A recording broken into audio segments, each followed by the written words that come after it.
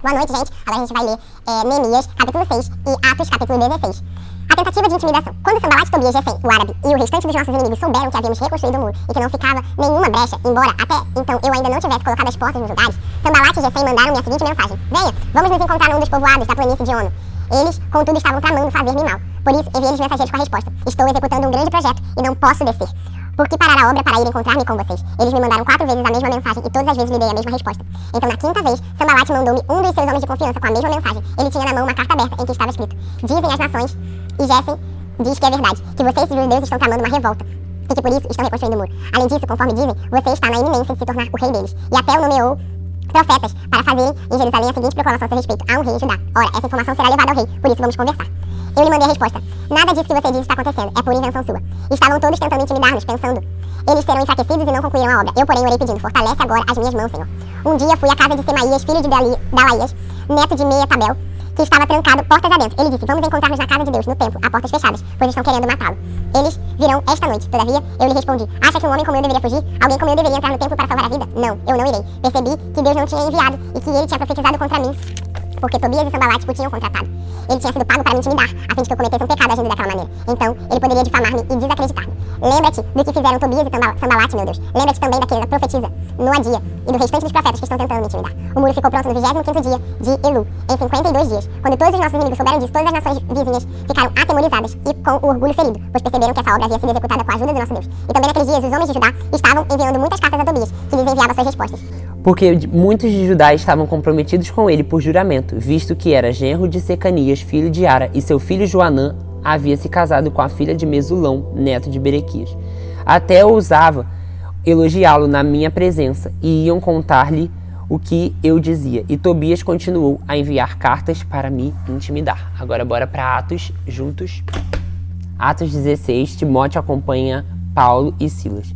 Chegou a Derbe e depois a Listra, onde vivia um discípulo chamado Timóteo. Sua mãe era uma judia convertida e seu pai era grego. Os irmãos de Listra e Icônio davam bom testemunho dele. Paulo, querendo levá-lo na viagem, circuncidou-o por causa dos judeus que viviam naquela região, pois todos sabiam que seu pai era grego. Nas cidades por onde passavam, transmitiam as decisões tomadas pelos apóstolos e presbíteros em Jerusalém, para que fossem obedecidas. Assim, as igrejas eram fortalecidas na fé e cresciam em número cada dia. Paulo e seus companheiros viajaram pela região da Frígia e da Galácia, tendo sido impedidos pelo Espírito Santo de pregar na província da Ásia. Quando chegaram à fronteira de Mísia, tentaram entrar em Bitínia, mas o Espírito de Jesus os impediu. Então, contornaram a Mísia e desceram a Troade. Durante a noite, Paulo teve uma visão, na qual um homem da Macedônia estava de pé e suplicava: passe a Macedônia e nos ajude. Depois que Paulo teve essa visão, preparamo-nos imediatamente para partir para a Macedônia, concluindo que Deus nos tinha chamado para lhes pregar o Evangelho. Partindo de Troade, navegando diretamente para Samotrácia e no dia seguinte para Neápolis. Dali partimos para Filipos, na Macedônia, que é colônia romana e a principal cidade daquele distrito. Ali ficamos vários dias. No sábado, saímos da cidade e fomos para a beira do rio, onde passávamos a encontrar um lugar de oração. Sentamos-nos e começamos a conversar com as mulheres que haviam se reunido ali. Uma das mulheres que havia se reunido ali, era temente a Deus, chamada Lídia, vendedora de tecido púrpura na cidade de Tiatira. O Senhor abriu o coração para ela entender a mensagem de Paulo. Tendo sido batizada, bem como os da sua casa, ela os convidou, dizendo: os senhores me considerem uma crente no Senhor, venham ficar na minha casa. E nos convenceu.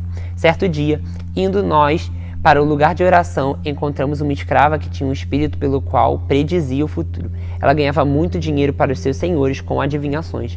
Essa moça seguia a Paulo e a nós, gritando: estes homens são servos do Deus Altíssimo e anunciam o caminho da salvação. Ela continuou fazendo isso por muitos dias. Finalmente, Paulo ficou indignado. Voltando-se, disse ao espírito: em nome de Jesus, eu ordeno, saia dela. No mesmo instante, o espírito a deixou. Percebendo que a sua esperança de lucro tinha se acabado, os donos da escrava agarraram Paulo e Silas e os arrastaram para a praça principal, diante das autoridades. E, levando-os aos magistrados, disseram: estes homens são judeus e estão perturbando a nossa cidade. Propagam costumes que nós, romanos, não é permitido aceitar nem praticar. A multidão ajuntou-se contra Paulo e Silas, e os magistrados ordenaram que lhes tirassem a roupa e fossem açoitados. Depois de terem sido severamente açoitados, foram lançados na prisão. O carcereiro recebeu instrução para vigiá-los com cuidado. Tendo recebido tais ordens, ele os lançou no cárcere interior e lhes prendeu os pés nos troncos. Por volta da meia-noite, Paulo e Silas estavam orando e cantando hinos, e os outros presos os ouviam. De repente, houve um terremoto tão violento que os alicerces da prisão foram abalados. Imediatamente, todas as portas se abriram e as correntes de todos os presos se soltaram. O carcereiro acordou e, vendo abertas as portas da prisão, desembanhou a sua espada para se matar, porque pensava que os presos tinham fugido. Mas Paulo gritou: "Não faça isso, estamos todos aqui." O carcereiro pediu luz, entrou correndo e testemunhou, trêmulo, prostrando-se diante de Paulo e Silas. Então levou-os para fora e perguntou: "Senhores, o que devo fazer para ser salvo?" Ele respondeu: "Creia no Senhor Jesus e serão salvos você e os da sua casa." E pregaram a palavra de Deus a ele e a todos os da sua casa. Naquela mesma hora da noite, o carcereiro lavou as feridas deles.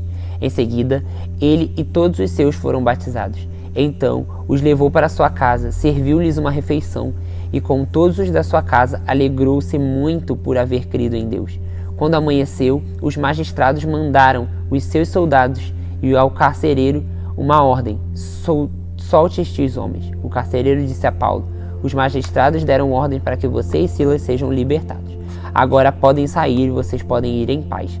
Mas Paulo disse aos soldados: "Sendo nós cidadãos romanos, eles nos açoitaram publicamente sem um processo formal, nos lançaram na prisão e agora querem nos livrar-nos secretamente? Não, venham eles mesmos e nos libertem."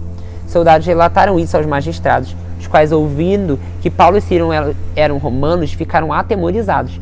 Vieram para se desculpar diante deles e, conduzindo-os para fora da prisão, pediram-lhe que saísse da cidade. Depois que saírem da prisão, Paulo e Silas foram para a casa de Lídia, onde se encontraram com os irmãos e os encorajaram. Depois disso, partiram. Nos vemos amanhã.